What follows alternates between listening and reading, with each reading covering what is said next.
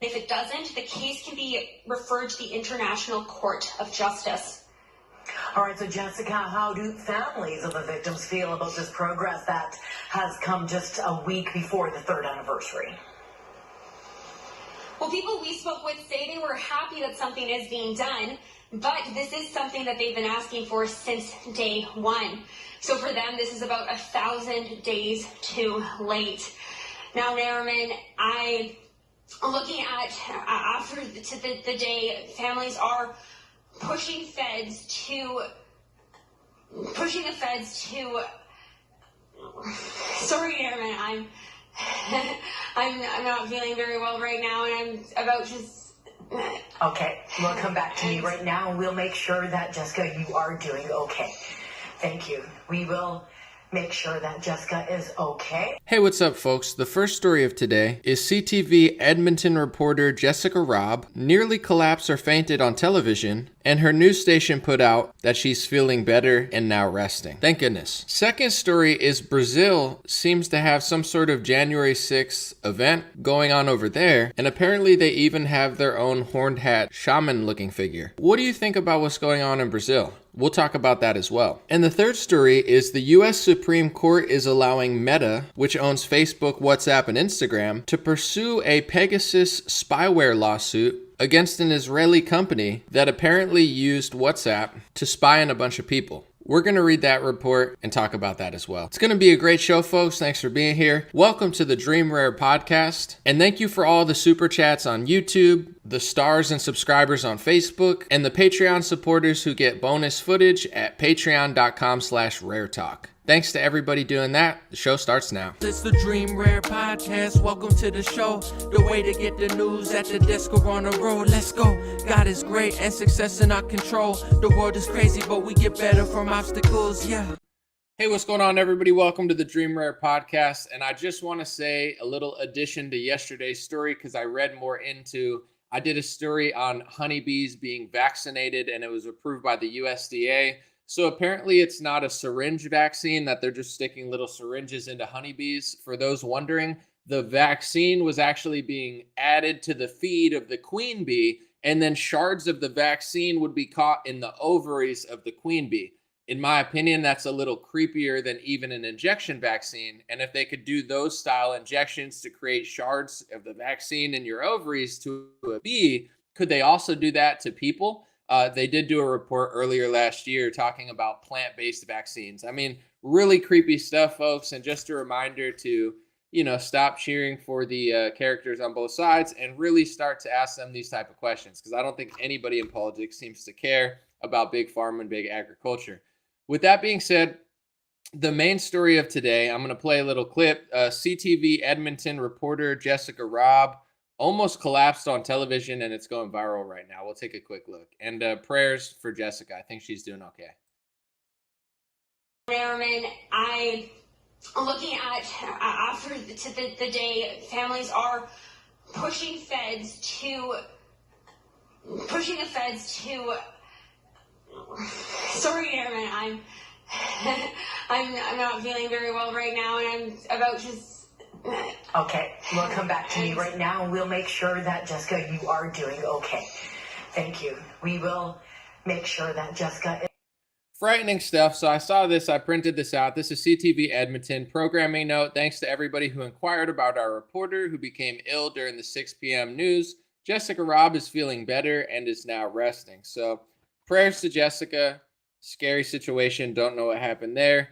I tried to look at her Twitter account, but apparently she set it to private. So I saw a lot of people speculating, as they always do in the last 2 years, as to whether she was vaccinated. And it looked like screenshots show that she was triple vaccinated, had her pronouns in her bio. But I can't verify that. I like to go to their Twitter account and make sure it's true before I say anything. But I can't verify it because she made her Twitter account protected. So I'm not sure if those are real or not, or if it even matters, because I'm just letting you know how Twitter responded. Obviously, anytime somebody collapses nowadays, there's a group of people that are trying to link it to the COVID vaccine. That's just, even Dr. Fauci reported on that on CBS the other day, that a lot of people feel that way. And I will say this before I move on. I don't know what happened. She could have been sick. She could have been feeling ill, dizzy. It's happened before. But I really do want to know, like, is this heart thing normal? An 18-year-old MMA female fighter died recently. They haven't given a reason. And that's a little weird. I mean, maybe they want to keep it private, of course, but 18 years old, dead. Someone dropped on a basketball court recently. I think they were like 16 years old. I don't remember stuff like this happening. Maybe that's a bias that I'm paying attention to more. Maybe, there was someone on Dr. Drew recently that were saying that cardiac issues in sports have always existed, yet they're way more common in the last 2 years. I don't know. I haven't seen the data yet. I haven't like fully taken a deep dive into it, or I'd speak on it. I don't remember this type of stuff happening that often. And it doesn't seem like anybody really, besides like maybe conservatives or that died suddenly documentary, it doesn't seem like anybody in the mainstream is really interested to finding out what's going on, because, it could be something else, could be anything, but they don't seem that interested in looking into it. Seems like only conservatives and vaccine advocates are interested in it, and everybody else is just acting like it's normal. I don't think it's normal, but what do I know? Hopefully somebody more, I'm not going to say more educated, but someone that's dived into the data more can really explain it, but we'll see. Second story I want to talk about today, I actually got to flip it around. I apologize. I had my stuff out of line. Is this Brazil situation, okay? So there's some sort of January 6th style Brazil thing, and the Hodge twins pointed out, as did others, that they have their own shaman. I mean, literally, look, from the face paint, maybe this person was inspired by the QAnon shaman who's now in jail, and he decided to dress like the guy who got arrested for his activism. I mean, it could be real. So everybody has an idea. I guess a lot of the activists, I've been trying to dive into it, they say that they're standing up to communism. They believe that the election was stolen, and they're basically doing exactly what January 6th protesters did, maybe to an even bigger extent, and getting cracked down on. What do you think? I guess I don't really have a huge opinion on it, in the sense of like, is it organic? Is it real? Is this like real protesters, or is it, an AstroTurf movement? I want to play this clip real quick. This is Bernie Sanders. I'm just going to play the audio real quick. This is Bernie Sanders explaining a month ago how the CIA was going down to Brazil, basically to make sure that nothing funny happened during the elections. I'm going to play this clip real quick. Listen, this is Bernie Sanders on some podcast.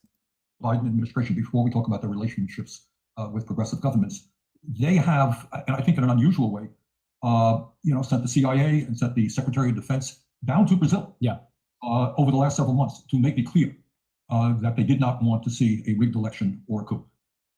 So they didn't want to see a rigged election or a coup, and Bernie Sanders spilled the beans that the CIA and others were down in Brazil for the election. Some people pointed out on Twitter, obviously I don't know what's going on, but some people pointed out that the CIA is actually known for its coups, so it's interesting that they'd be going to try to stop one, but I guess they do a little bit of everything. I'm not saying that's connected. I just think it's interesting and newsworthy. With that being said, is this an organic movement?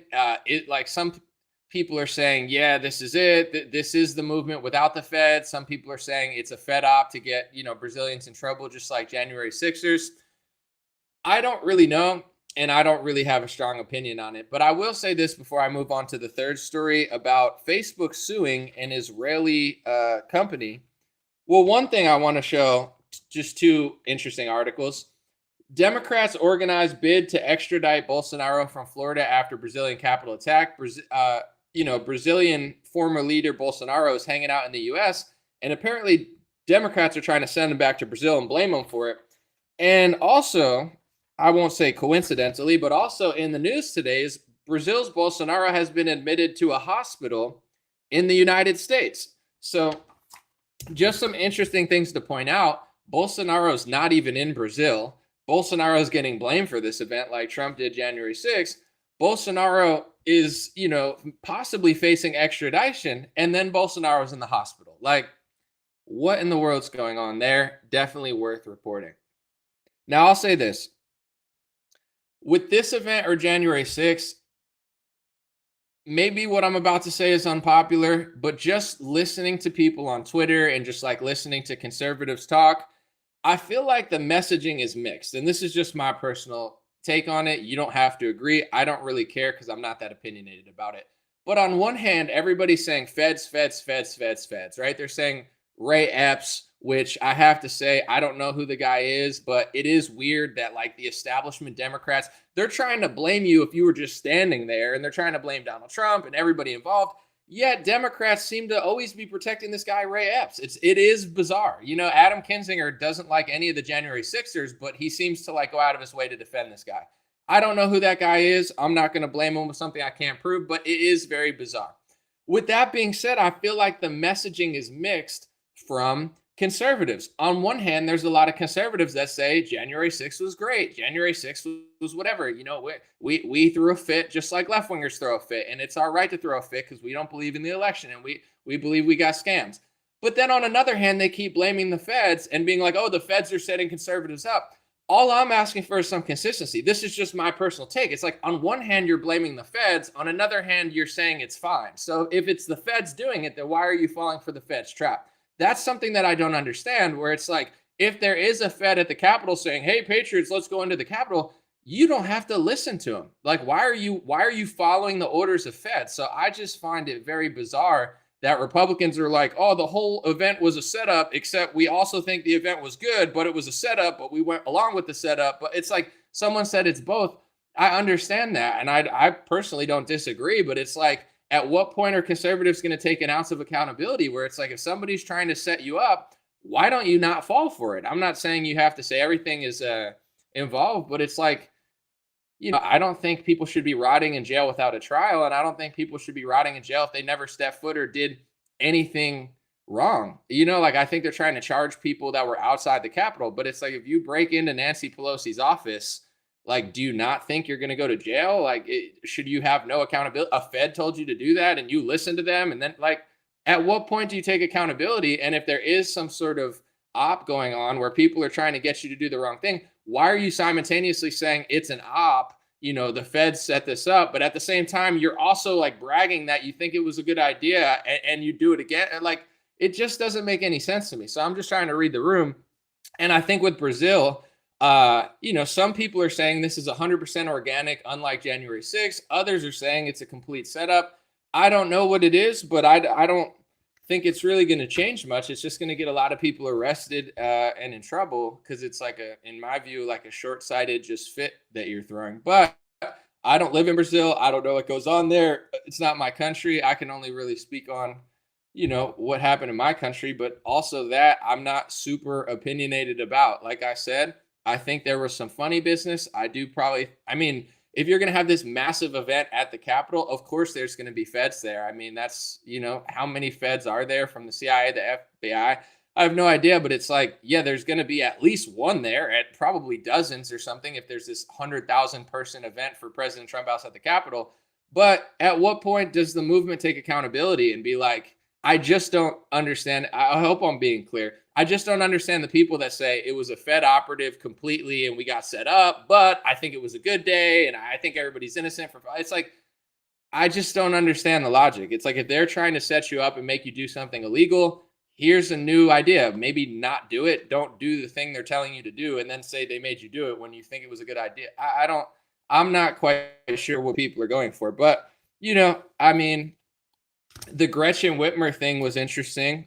Somebody got charged for that, and I didn't follow the full end of the court case, but at the beginning of it, mainstream media was reporting that there were more feds involved than actual people in the Gretchen Whitmer kidnapping plot. And that really begs the question. I think this is what a lot of people want to know with a lot of things. We understand that you have to crack down sometimes and like get people to tell on what they're doing or whatever, but at what point are the intelligence communities like cracking down on events? And at what point are they setting them up? Like the Gretchen Whitmer one, I don't know what truly happened, but when there's more feds involved than actual normal people, and the feds were allegedly involved in the hatching of the plot, like, are you really trying to stop these type of events from happening, or are you helping construct them? You know, and just like at a certain point, it's like if a police does something crazy illegal and wrong, people aren't anti-police. They just want the police to be held accountable if they do something like crazy, illegal, and messed up.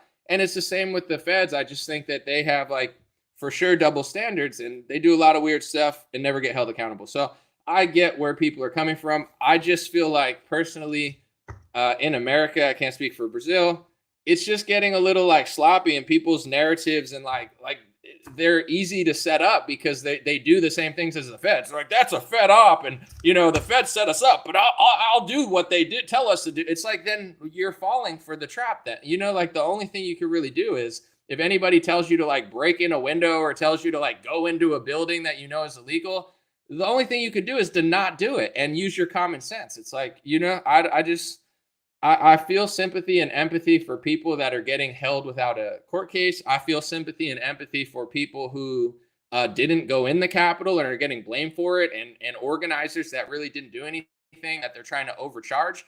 Even Donald Trump, I don't think he should go to jail for what happened. I think he didn't do anything illegal. I don't think it was strategically smart, but I don't think he told people to do that. But long story short, I have sympathy and empathy for people getting overcharged and fake charged. But honestly, personally, it's like, if you fell for the trap and you did illegal stuff that day, or you broke windows and you role played, insurrectionists for a day. I'm not saying everybody's an insurrectionist, and I'm not saying they were going to take over the government, but it's like, just have a brain. You know what I'm saying? You're a grown man or a grown woman. Don't break windows at the Capitol building, because whether it's January 6th, January 7th, or September 4th, smashing windows and breaking in, whether there's a Fed there with you or not, have the common sense to not do that, because you're going to get charged probably, and you're not going to get the same charges as a left winger. And I'm not saying it's right, but it's like, you don't have to do stupid crap. And I'm not saying everyone did, but some people did. And it's like, is there no message available for that in our movement? Like, no self-accountability. We're just victims all the time, and we can't ever, call for a smarter strategy. So that's my take. I don't know what's going on in Brazil, but I pray for the good people there, because hopefully they don't get set up like the conservative movement here and have to suffer the consequences of it for a couple of years. Because real quick before I move on, in my view, one of the worst things you could do when an opposition leader comes in, like a Lula comes in or a Biden comes in, the worst thing you could do is set up your movement, because then everybody's getting in trouble. Now they have justification to crack down. Now they're starting to spy on you. Like, to me, I just don't see the strategy in throwing a fit, getting everybody set up. And now the incoming opposition has a whole narrative and, justification to start going after people. I hope that Brazil doesn't get in too much trouble, but it's almost like you're kneecapping your own movement if you don't have an actual strategy to what you're doing. But I don't know. As long as it's peaceful and like a normal protest, it's fine. But make sure when you're peacefully protesting that you don't, break any extreme laws and like smash things, because then you're going to get got, in my view. But that's just my opinion. I don't really care if you disagree. I'm not like super opinionated about it. And I'm sure there's a lot of angles that I didn't explore, but that's my take, and that's just my thoughts on it. Last story I want to talk about is an interesting story that's going to go under the radar, but I think it's pretty big deal. The U.S. Supreme Court is allowing Meta, also known as Facebook, WhatsApp, to pursue a Pegasus spyware lawsuit. And if you guys don't know, this happened, I don't know, about a while ago, but it happened within the last couple of years.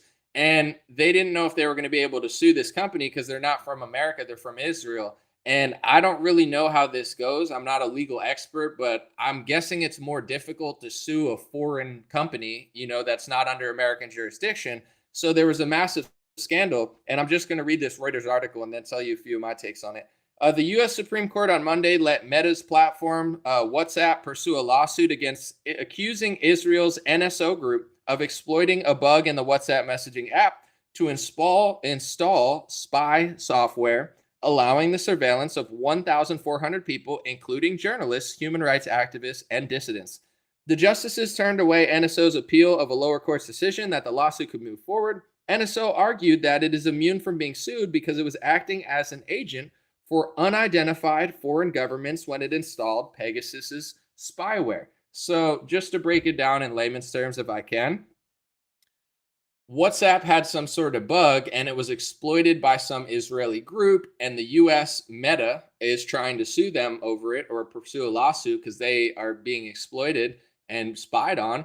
And the Israeli company or the Israeli group NSO is saying, well, you can't charge us because we were acting as an agent for a foreign government, like as if that's a good excuse. Like, oh no, you can't charge us.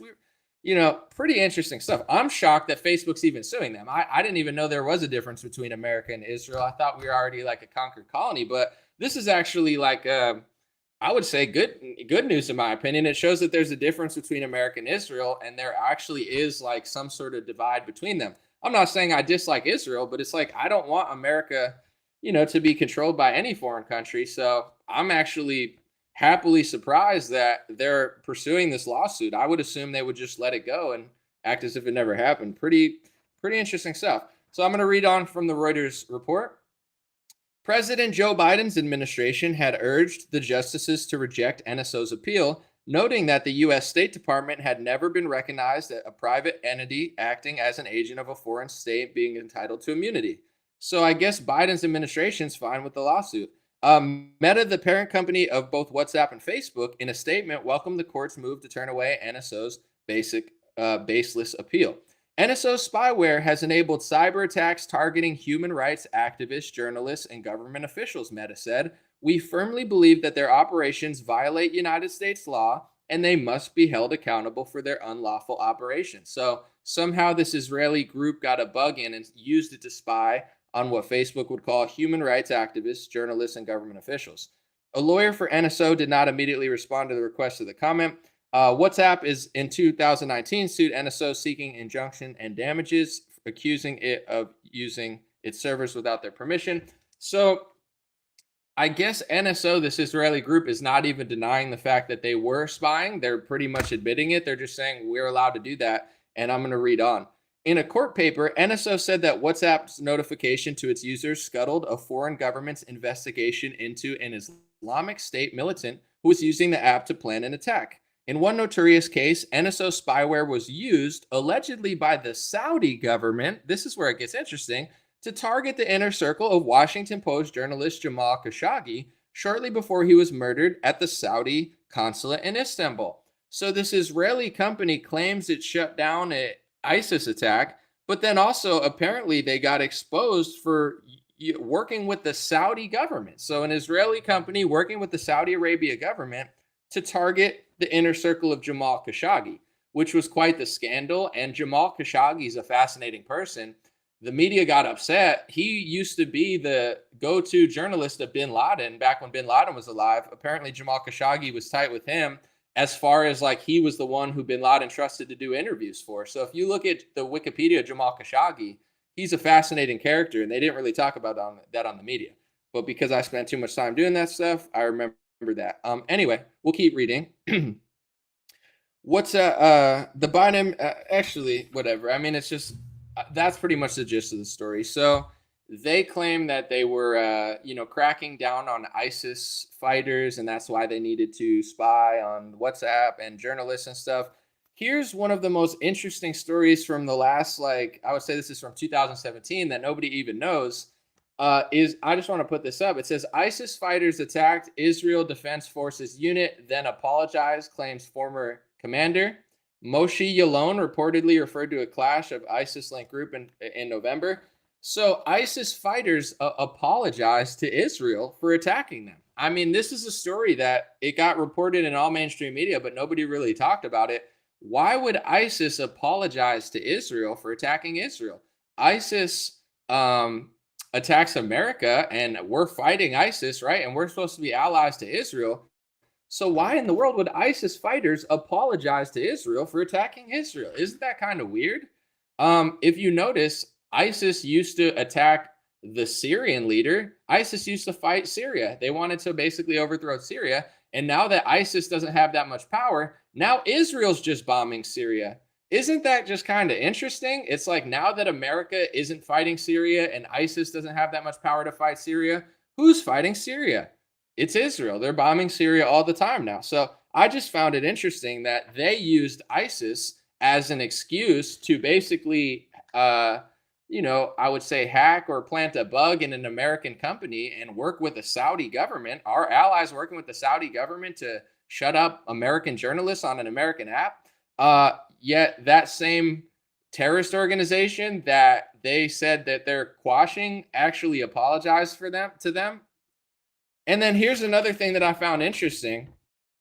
is before the Ukrainian war, a lot of people here know, but it's worth repeating, the Azov Battalion was a huge threat to Facebook.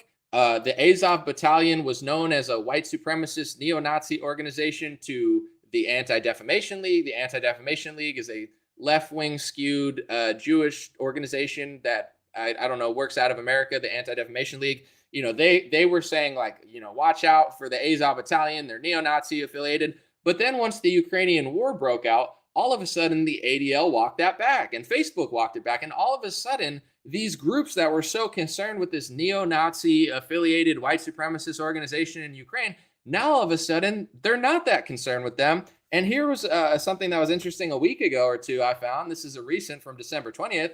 Ukraine's Azov Battalion visited Israel and said, Mariupol is our Masada. Azov officer Ilya Samolenko, one of the defenders of the Azovstal Steelworks in Mariupol, led the delegation to Israel. So now this alleged before the war broke out neo-Nazi affiliated group is going to Israel. You would think that that's a weird clash, but and I don't know if they ever really were that, because I know the ADL likes to lie, and a lot of left-wing groups like to lie as well and call everything white supremacy when it's not. So I don't know if they were ever telling the truth about them, but it just feels weird that they visited Israel. I don't know. And the fact that all these like groups that were so concerned with them, now we're not. So just a few interesting things that I found and thought were fascinating. But what do you think? I mean, honestly, I would consider the news good that America's actually suing that Israeli company. And it's not because I wish bad for Israel. It's just I had no idea America even had the gall or the power left to stand up for themselves and their own companies, because having somebody, regardless of what country they're from, basically hack or manipulate American servers to spy on journalists is no good. And I'm actually impressed that America is standing up for itself. I mean, I did not expect that. Let me know what you think about that. Let me know what you think about the Brazil situation. Do you think it's 100% organic? Do you think it's AstroTurf? Do you think it's like a Fed setup? Do you think it's good? Do you think it's bad? Let me know what you think. And then also about the collapsed journalist who is hopefully better now. Someone said tons of Russians in Israel. Yeah, I mean, I don't know if that's true, but I would guess if you're Russian, like, yeah, maybe if you're Russian Jewish, maybe you'd go to Israel. Like, if you're getting in trouble all over the world. I know a lot of people like to go to Dubai. Like, that's like a safe haven, like, one of the Arab countries, because, most of the Western world is working hand in hand to destroy even a lot of Russian Jews. Like, what's the guy's name who owned Chelsea? He owned a soccer team. And because he was friends with Putin, they started stealing his yachts and stuff. So he probably ran to Israel or Dubai or something. And honestly, I don't blame him, because it's like, if you live in the Western world and you have any affiliations to Russia, they were cracking down hard on any oligarchs that like had any sort of relationship with Putin. Even the Chelsea owner, who was like a Russian Jew who had to sell his team, basically. I mean, I wouldn't even say he had to sell his team. He basically got held for ransom, and it was like, you have to sell the team and we're stealing your yachts. It's like, who knows where that guy fled to, but I don't blame him, honestly. Someone said, I think it's a setup. Yeah, Roman Abramovich, that's who it is. Exactly. To me, that's unfair. I know he was Russian, and I know he had some sort of relationship with Putin, but it's like, all of a sudden, like, now this guy's getting treated like a criminal. Like, what did he do? So I thought that was kind of crazy. But whatever. Let me see. What was the name of the journalist who died walking into a restaurant in the Middle East? I'm not sure. Someone said Haaretz has plenty of articles on stuff like that. Yeah, I thought Abramovich owned Chelsea, but I'm pretty sure he had to sell it and like flee. But I don't know. You could look it up on that if you want to, if you're interested. Let me see. Someone said the NSA hands raw intel to Israel, hopes it respects its limits on the NSA official. I don't know if that's true, but I wouldn't doubt that. Like, I don't, Israel, America, Canada, do we share intel? Where?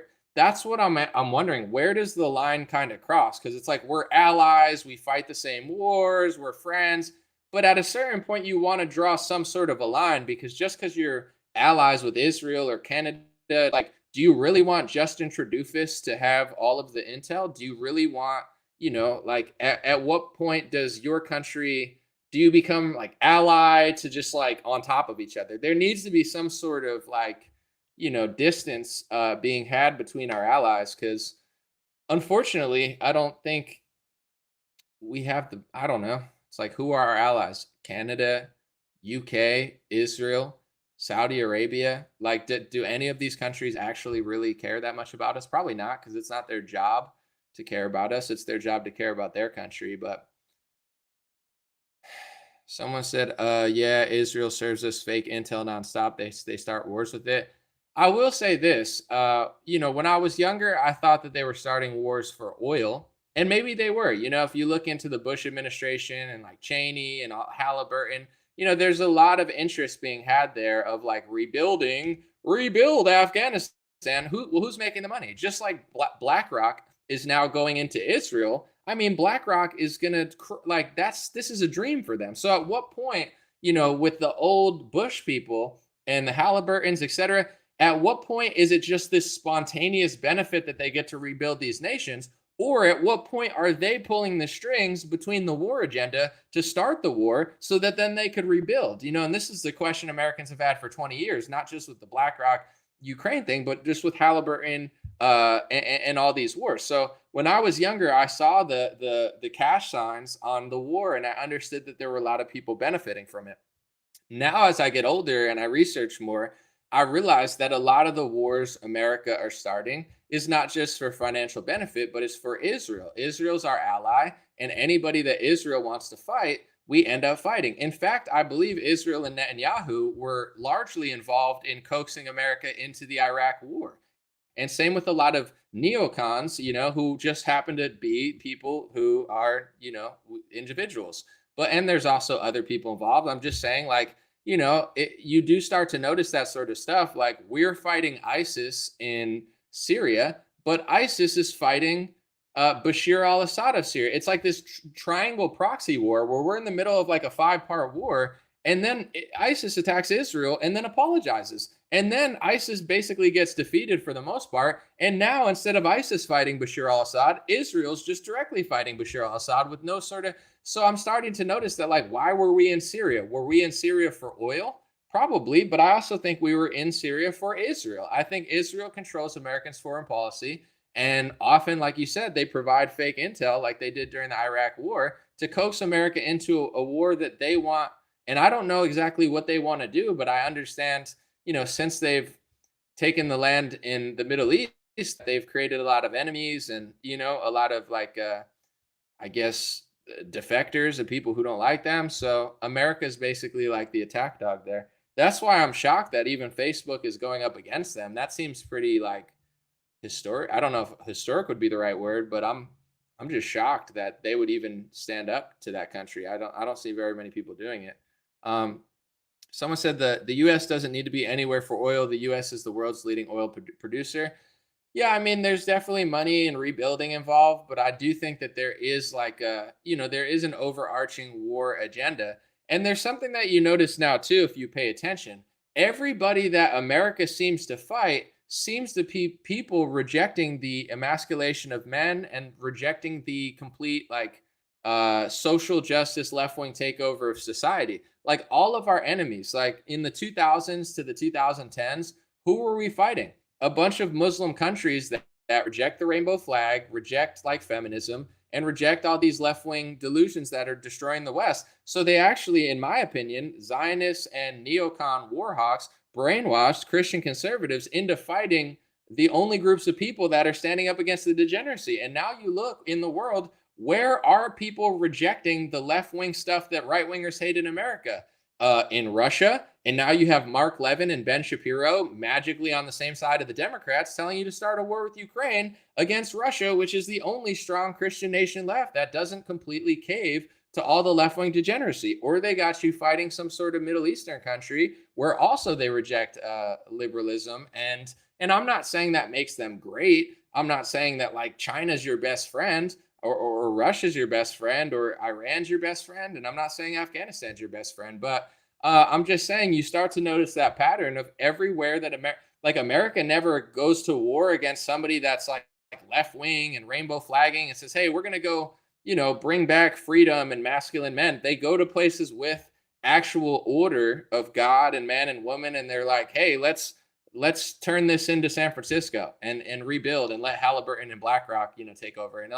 And then you have the Mark Levins and Ben Shapiro's, in my opinion, they're essentially like war controlled opposition. They'll agree with you on 8 out of 10 domestic things. But as soon as push comes to shove for the next war for oil or Israel or the liberal world order, whoever it is, all of a sudden these guys are completely on the same side as BlackRock and the Democrat. Like, what a coincidence. It's the same with the vaccine rollout. It's like, all these people are mysteriously wrong for 2 years when push comes to shove, and then they admit they're wrong after everybody already I don't know. Are they just wrong? It could be. Are they just have a different opinion than me? Absolutely. But I don't think that that's the case. It's the same with like Sean Hannity versus Tucker Carlson. Say what you want about Tucker, but I think Tucker has a soul, and I don't think Tucker's controllable. That's why Tucker's the best journalist on television by far. It's not even close. Sean Hannity's never been that type of person. Sean will start any war. Sean will do whatever he has to do for the Republican establishment.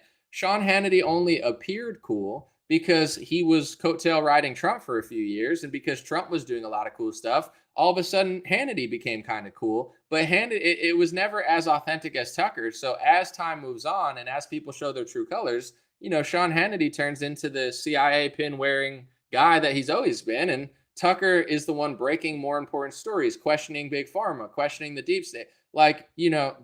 He's the only one doing it. So there's a lot of people in television and in media, in radio, etc. In my view, this is just my opinion, that basically they're there to just fill up space and agree with you on things. But when push comes to shove for like really important issues, all of a sudden they're on the wrong side. They want to start the war.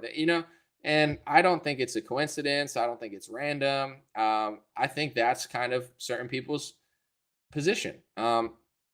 Apparently, Matt Gaetz said on Twitter that he's not taking money from super PACs or these or that. And it's interesting because it's like the one guy in Congress who says, I'm not taking anybody's money, also seems to be the one guy in Congress that has somewhat of a spine. There's a connection there. And I think a lot of people need to stop falling for the personality of a lot of people because, almost everybody in Washington is taking money from groups. And it's the same once you get to the high levels of media, those same lobbyists and those same groups and, special interests, and they got all sorts of names, nonprofits, PACs, it's like the whole establishment thing. The same thing is happening to the politicians is that, they're all kind of like controlled by money, power, or interest. And that's why when somebody comes along that's not, you notice it right away because they start acting normal. You're like, oh, that person seems reasonable. Oh, that person seems like they actually don't care. It's like, yeah, because they're not, they're not under some sort of system of like pressure from financial interests. Someone said lobbyists, for sure. I would say like 99% of these people are working with lobbying groups and super PACs. Even your favorite Republicans are working with super PACs. They're taking lobbying money. Trump is one of those type of people. It's like he acts like he's not, but he absolutely is.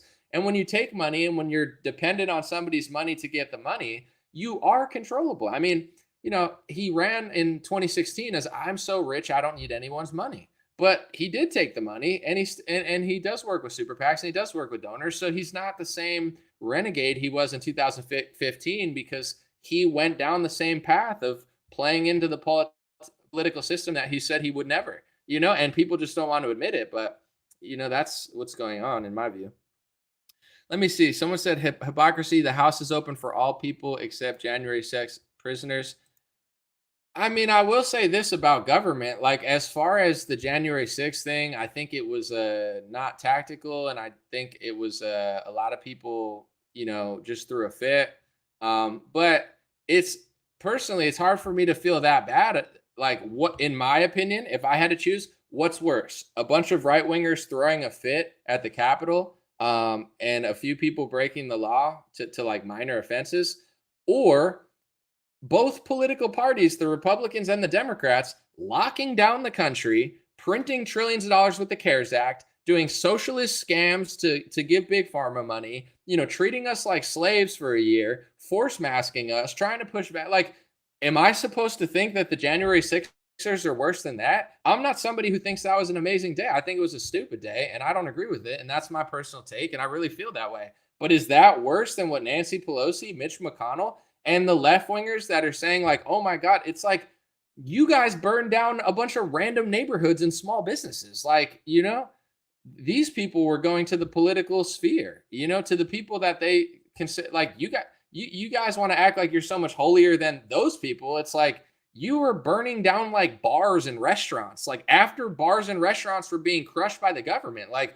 once again, left wingers fell for the, pro-government, anti-human psyop and just burned down a bunch of random businesses and thought it was cool. Like, in my view, like if I had to rate what I thought was worse, and this is just my personal ranking, I think what Republicans and Democrats did in 2020 was the worst thing I've ever seen in my life. I personally think the BLM riots were worse than January 6th, and then I would put January 6th under that. I don't think it was a great day for America. I don't think it was smart, and I think a lot of people did stupid stuff. But I don't think it was worse than the BLM stuff, and I don't work for the NFL, so I could say that. Like, I think the BLM thing was longer, more destructive, and way more costly on a lot of people. And same with the lockdowns and stuff. So, that's my American opinion that I'm not supposed to have, but I absolutely have it. Someone said they took our constitutional rights. I mean, they treated us like we were captured war prisoners. Like I was fighting a America-China war and I got captured by China. That's how the U.S. government treated me for 2 years under the guise of COVID restrictions. And this is why, in my opinion, most Republicans are full of malarkey anyway. Like, what the Democrats and Republicans did to us in 2020 was worse than anything a foreign nation did to us. So when you guys yell China, China, China, China, China didn't lock me in my house. I don't want to move to China. I don't like China. I love America. I'm not. You get what I'm saying? But it's like, you guys are all tough guy against China. But what about the fact, like, if China would have captured me and treated me like a slave for 2 years, I would have been upset, but I would have been like, well, that's what they do. But when my own government does it to me and nobody seems to care, I'm a little more concerned about that than I am about Iran, China, or Russia, because it's like my own people treated me as if I was a captured war prisoner for the crime of being a healthy young man who wanted to work and exercise. And it's like absolutely insane. Like, and people want us just to forget that. I'm going to read a super chat real quick, VBDC, but I want to say too, with the election conversation, I think there needs to be a conversation about elections and mail-in ballots and IDs. I believe that. I don't want to shut that conversation up. I'm not trying to gatekeep it at all. With that being said, I feel like a lot of conservatives have become programmed. That's all they care about. Like, they actually forget what happened to us in 2020. They forget the CARES Act. They forget Operation Warp Speed. They forget the lockdowns. It's as if both parties didn't do that to us because they've been programmed to only think about November 2020 and January 2021. It's like they completely forget March through November of 2020. And it's weird to me. It's like, it's very shocking, but it is what it is. VBDC said with the super chat, whatever removes spike proteins from the body needs to receive national emergency funding and distribution, like ventilators in 2020. I mean, ventilators in 2020 was a terrible idea. Good point, though, where it's like, Trump was like, I did the ventilators. I'm the ventilator king. It's like, dude, I don't know if that's something you want to brag about, but it is what it is. And I saw two things. One, I might cover it tomorrow, but I'll just kind of paraphrase it. Dr. Drew had on some woman, and she was comparing like cardiac issues from 80 years of data versus the last 2 years. And she was saying that the last 2 years were like crazy high. I haven't looked at the study, so I can't speak on it, but that was interesting. And also with it, what you were saying, VBDC, Clint, who I had on last week from Liberty Lockdown, had Joseph Lopatto on his podcast, and Joseph Lopatto was talking about something about the spike proteins. I don't want to mess up the quote, so you can go to my Twitter to see it, but he was mentioning something about the spike proteins, and they were studying spike proteins in people who were vaccinated versus unvaccinated, and he came to some sort of conclusion that you can look on my Twitter and get the full scope of Legendary Energy. And here's what I want to say real quick too, with Joseph Lopatto, who, Clint gets great guests, man, from Liberty Lockdown. He always finds a way to get these guests. I got to ask him how he does it because I need to talk to some people. But anyway, Joseph Lopatto is the real deal. This is why I compliment DeSantis sometimes. He's not perfect. He's not my best friend. He might do some establishment stuff, but I want to point out, and I want to compliment people when they do something good. Joseph Lopato, who is the Surgeon General of Florida, people need to understand he was on the front lines of the White House or the Congress steps or whatever it is, Washington steps. Joseph Lopato was with Dr. Stella Emanuel, all of these white coat, frontline doctors, Dr. Simone Gold. That's who DeSantis chose for his Surgeon General. So now you have Joseph Lopato talking about spike protein, investigating big pharma. It's because DeSantis chose an actual outsider, an actual doctor who stands up for the people, and DeSantis put him as the Surgeon General. Donald Trump didn't do that at all. He put a bunch of shills, big pharma losers, and pharmacy lobbyists at the head of his positions. And I want Trump supporters and patriots to know that we need to shame Donald Trump for doing that, and we need to compliment DeSantis for doing the opposite, because you only get results when you put outsiders in these positions. If you put a pharmacy lobbyist to run the government, you're going to get lockdowns, vaccine sales, and scams, and eventually mandates. And crying the victim afterwards is going to help it. So we need to compliment when any Republican does what DeSantis did and took a real doctor who actually cares about this stuff and isn't sold out to big pharma and put him at the top position. And really, the reason I talk about DeSantis a lot too is because what are other governors doing? He goes so far sometimes that you have to ask yourself, what are other governors doing? If he can choose a real doctor to be Surgeon General and they can do a grand jury investigation into big pharma, why isn't that happening in South Dakota? Why isn't that happening in fraud Governor Abbott scammer? He's a liar, but why isn't that happening in Texas? Why isn't that happening in Alabama? Why isn't that happening in every conservative state, right? It's like DeSantis does so much that you have to. I didn't even know it was possible to do that. I'm like, oh, I guess all these other governors are doing absolutely nothing. Why doesn't Kemp do it? I think we should be pointing this out and being like, if he can hire a real doctor that isn't sold out to big pharma to run the government of Florida and do all these investigations and push back against big pharma and do press conferences and talk about the studies and talk about, recommend certain things. Why can't all the other states? We own like 20 something states. It's because they don't care. Republicans are so good at just acting like they're doing something. So when someone actually comes along, like Donald Trump in 2016 or Ron DeSantis now, and actually like pushes the boundary a little more, you start to realize that all these other people live in paper houses. They're just playing the middleman lobbyist guy and just like, smiling at TPUSA events. And it's time to challenge these people more, just like Matt Gaetz did. Challenge Trump, ask them, challenge Kemp, challenge Abbott, challenge, I can't think of other Republican governors, but I'm sure where is their grand jury investigation? Where is their Joseph Ladapo? Where is their outsider government? They don't have it. Very few people even hire good people. Rodney said, you don't make any sense, LMFAO. I'm making complete sense. It's actually very clear, but like maybe there's a cobweb where your brain used to be, but it's okay. Someone said Dr. Shiva sent a letter to fire Fauci to Trump in 2020. Shiva was very early on the fire Fauci. I think he deserves a lot of the credit for, when a lot of people thought Fauci was a good guy because he's standing next to Trump. They didn't know about his little AIDS thing. And a lot of people were like, oh, Fauci's kind of like, Shiva was, in my sphere, Shiva was the first one to say Fauci is a fraud, fire Fauci, from my view. So yeah, I think Shiva is deserves a lot of credit for being early on that. Same with like Dr. Judy Mikovits. I mean, I can't speak on everything she said. She's way more qualified to speak on it. And I know the media hated Dr. Judy Mikovits in her documentary. But one thing that Judy Mikovits was early on was telling people that it was a synthetic mRNA vaccine. I mean, when they start rolling out Operation Warp Speed, Trump and the government and Fauci, they're not on television explaining, well, normal vaccines are this. This is a synthetic mRNA, vaccine that's never, like no other vaccine that's on the market's like that. Nobody explained that. It's like they didn't even want you to know. They just wanted you to get in line and get the product and think it's the same. And Judy Mikovits was like, yeah, this is not a normal vaccine. She's like, this is mRNA.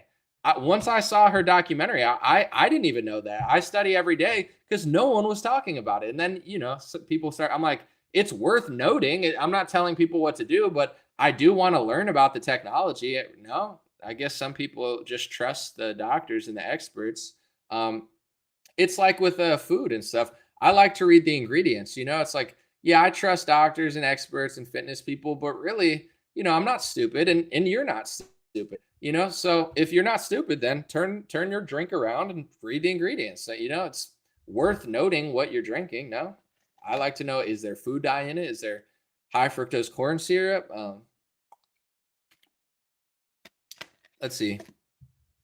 Someone said it was an anti-Monsanto event. He was running against Elizabeth Warren. Yeah, Shiva is pretty based on those topics. Monsanto, Bayer, that's another thing. I mean, they merged a few years ago, and it's a disaster what's going on there. And that's, I wouldn't say my number one goal, but pretty close this year. Maybe my number one goal is to figure out a coalition or some sort of way to come together and try to hold big pharma and big agriculture responsible. I mean, the fact that they're putting gooey vaccine goo or whatever they're doing and feeding it to queen bees to get it stuck in their ovaries, maybe it works perfectly, maybe it kills the thing, but maybe you're interfering with nature. Maybe now that bee becomes tainted, and now that gets into the pollen. Like, we got to stop playing God so much. I don't like this stuff at all. I understand that you need to give animals medicine sometime, but it's like they won't even stop spraying pesticides that is obviously killing bees, and it's well documented. They just want to put vaccines in bees now instead of stopping the spray the pesticides. It's like it's so bad what big pharma and big agriculture is doing. And I don't say this as an attack. I say this as a fact. Trump is not going to do anything about it. He's in with big agriculture. He's in with big pharma. I know it hurts people's feelings because they think they're watching a Marvel movie where Donald Trump has a cape, but he's really not that guy, okay? And I don't know if DeSantis will be that guy, although I think he's showing signs of improvement in that direction. But he might sell the government out to big pharma and big agriculture as well. Trump already did that. He has no plans to change. So why are you going to sit around and like role play, a freaking Star Wars movie with the guy instead of standing up to the Republican and the Democratic Party and being like, listen, we know what you're doing. We know you're running in circles. We know you're not going anywhere. We know you don't care about big pharma. We know you don't care about big agriculture, but you need to. Like, during Trump's administration, I'm not saying it's his fault. I'm just saying he didn't do anything about it.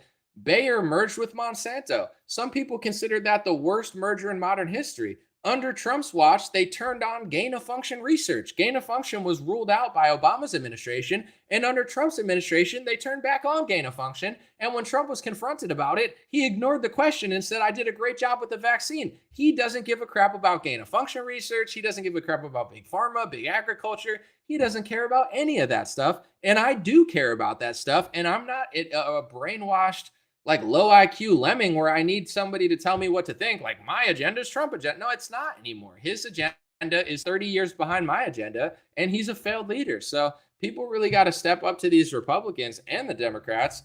Someone said he's the best we've had. Dude, you're not listening to me, though. I'm telling you factually that nothing's going to get done in any of these departments. So unless you want every bee to be vaccinated, unless you want every single field of food to be sprayed with pesticides, unless you want every single food to be completely fake in 5 years, then you have to stand up to this. Even if you think he's the best we've had, he's not going to cut it. If you can't stand up to big pharma, and if you're working with big pharma, you're not strong enough. If that's the best we've had, then it's like the Houston Texans, 2-15. That's the best they could do. Well, that sucks. That's the worst in the league. So if that's the best he can do, I'm not impressed. If you are impressed, enjoy a failed food supply and big pharma scams, because he's not touching that. So it's like such a weak base now. It's like the excuse making base. If people, and I'm starting to kind of push back even more against this now, if people spend as much energy standing up to the Republican Party and their failures as they do making excuses for Donald Trump, we'd actually receive change. But instead of your energy being speaking the truth, you make excuses for failure and corruption and big pharma tyranny. Well, that's the best we could do as a guy who lied and didn't put a single outsider into position and surround himself with a bunch of big pharma swampers. That's the best we can do because I got brainwashed into thinking that it's a Marvel movie and he's my best friend and my superhero and I have plushies and I sleep with him and you fell in love with the vaccine salesman. You fell in love with the car salesman. You fell in love with the politician. Get over yourself. He's supposed to be a public servant, not a big pharma shill, and he was a big pharma shill. So instead of joining me and holding Republicans accountable and getting results, you're trying to hinder what I'm doing and gatekeep the lobbyist class and gatekeep the politicians. You've become evil. It's like you're not on the right side of this,